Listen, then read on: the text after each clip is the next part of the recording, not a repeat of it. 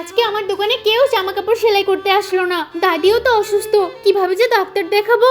ডাক্তারও নিশ্চয়ই এখনই চলে আসবে, কি যে করি। এই, তোমার বাড়িতে কে চিকিৎসা হবে? আপনি এসে গেছেন? ওই যে আমার দাদি অসুস্থ, আমার দাদিকে একটু ভালো করে চিকিৎসা করবে। ওনার অবস্থা ভালো না, দেখি তো ওনার কি সমস্যা।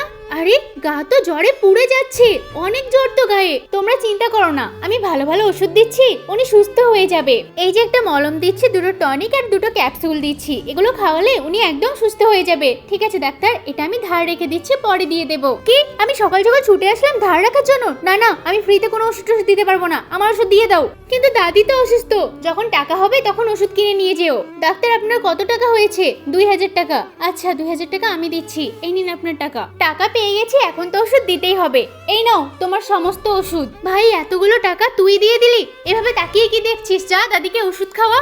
ছুটকি, তুই চিন্তা করিস না, আমি 2000 টাকা পেলে তো স্কুলে জমা দিয়ে আসবো। আরে রামু, তুমি 2000 টাকার কাজ করো, এর থেকে ভালো দোকান নিয়ে তো বসতে পারো। আরে আমি যা টাকা পাই আমরা এতেই সন্তুষ্ট, আমাদের বেশি টাকার প্রয়োজন নেই।